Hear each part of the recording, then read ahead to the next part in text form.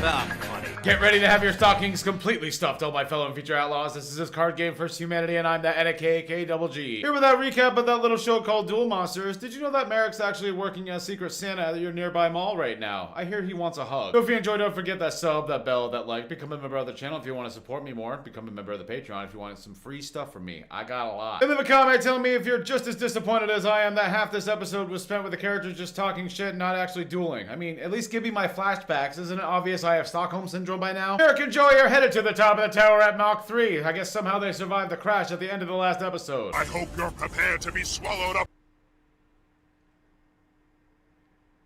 See me after class. Because subtlety is no longer a thing. Joey manages to resist Merrick's sexual advances as the other competitors, Yugi and Kaiba, make their way to the top of the tower. Okuma tells everyone to get into the elevator or lose your spot like a bitch before Duke says, wait, stop. We gotta tell Serenity about the very important things that are happening to her brother. Luckily, we have Tristan here to check up on her. This tower's high-tech. I'll call. You may not know it, but this show actually takes place in 1850, and he was being 100% serious. Joey and Merrick finally step onto the top of the tower and immediately start talking shit to one another. As Joey claims that he's willing to rip Merrick apart right now, and we all know he's not talking about card games. Funny thing is, I'm pretty sure Merrick said the same thing, but he also wasn't talking about cards, he was just talking about something we can't show on TV. Kaiba then calls out Joey for his inability to satisfy both of them in that threesome that they definitely didn't have last night. You couldn't beat Merrick if he was blindfolded and handcuffed. Seriously, man, like 90% of the cast of this show is into BDSM.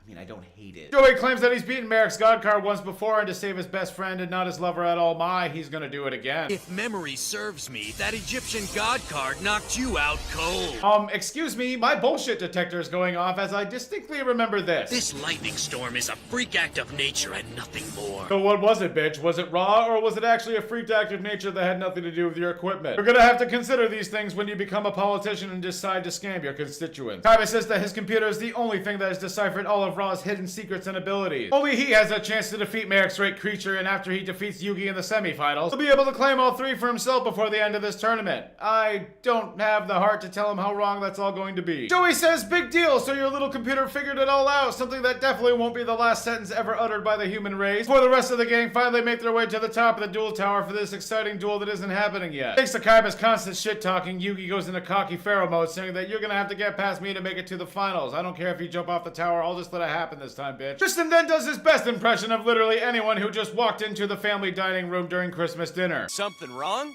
I sense tension. Joey has to keep his cool and not let Kaiba get to him. Gotta keep those promises to my friend and not that hot older woman with the big boobies that I secretly enjoy. There is nothing left for me to do but wait. Bitch, you haven't moved in 35 episodes. The duel finally begins as Merrick takes his first turn, summoning Gilgar to the field at least 5 or 6 sets too early. Or setting a back row and letting little Joey take his turn. Turn used for setting the all-powerful alligator sword in defense mode and setting a back row of his own. This heinous act causes Merrick to activate the Shadow Realm on his next turn, engulfing little Joey in a world of darkness that's set to consume his mind and soul for all of eternity. So, basically Brooklyn. He claims that Joey will end up permanently banned from real life just like Mai was. Every second that passes, the likelihood of pulling the plug goes up as it costs the hospital too much money.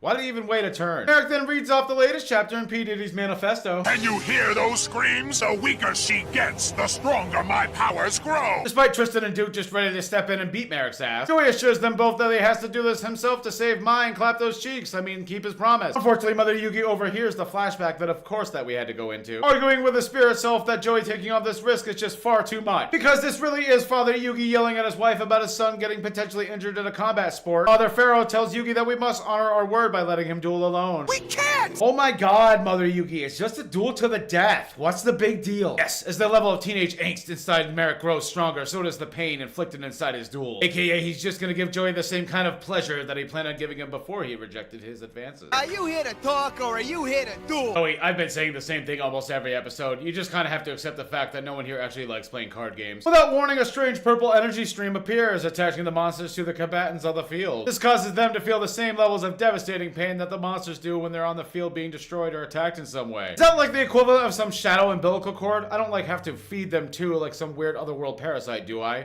I'm digging way too deep into this. Eric summons Jolago to the field and attacks Joey's gator. Just like my sister who woke up at the other end of the house because she heard me screaming at that Fox player that shined me off the stage at 6% damage. It causes him to fly back in pain so loudly that his sister hears him cry out all the way from the blimp. It's the ultimate test of his strength. You probably don't need like psychotic levels of magic to do that. I mean, you could probably just lift some weight. Man, it's not like Joey didn't literally kick someone through a steel garage door about 15 episodes ago. I don't see too many people on the planet competing with that. Eric attacks with Gilgarth, but luckily Joey has one of the maybe 2 battle tricks in his deck ready. That being Scapegoat, saving his life points and saving him from any pain because it goes to just too pathetic to be considered monsters. Naturally top decking the only monster in his deck that needs them to attack, Panther Warrior arrives on the field. Ready to attack Gilgarth for a devastating 200 points of damage that Merrick definitely doesn't take pleasure in experiencing the pain from. Nope. You see that face? That is definitely not the face of someone who wants to get slapped around. Back to Merrick's turn, he activates the card Tribute Burial, a magic card that's about 12 years too early, allowing him to banish a card from each player's graveyard to summon a powerful monster. Actually, he uses this on Helpo Emmer, a 5-star monster that only requires 1 tribute, so that definitely makes sense. Attempting to bait our hero Joey into attacking and unleashing its devastating effect that you're not actually allowed to ever tell your opponent about. Like, just imagine how different our real-world tournaments would be if you didn't have to explain what the card did upon activation. I think I'd like it, actually. Awesome! It's Jinzo! I gotta be careful. I can't risk my Jinzo just yet. Oh man, the one time Joey plans for the future by not immediately slapping down his most useful monster. I don't have the heart to tell him, man. Joey chooses the conservative play, summoning his Rocket Warrior to the field before Merrick counters with his trap card, Hidden Soldier. A card that lets him summon 1 dark monster from his field to the hand immediately. That being the Plasma Eel, which attaches itself to the Panther Warrior and I guess activates its effect immediately. An effect that seems to drain the monster of 500 attack every turn, but it didn't. The sheer shock of this causes Joey to make a face that I've only seen in the mirror after a devastating combination of gin and Mexican food. Our hero Joey uses Rocket Warrior's special ability to lower Helpo Emmer's attack down to 1500, allowing Panther Warrior to launch the attack and destroy it for 500 points of direct damage. So, did Plasma Eel's effect not go off? Shouldn't they have crashed? Didn't it?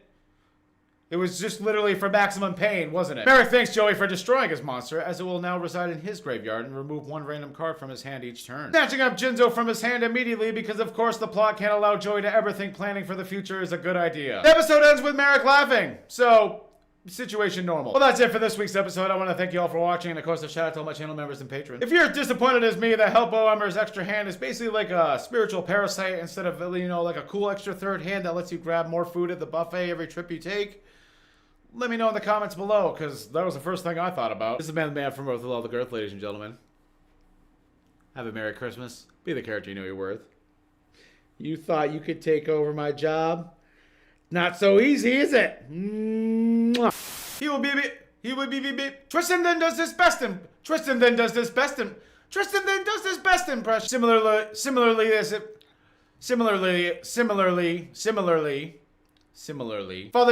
Father Pharaoh says that we must honor Joey by telling... What the fuck did I write?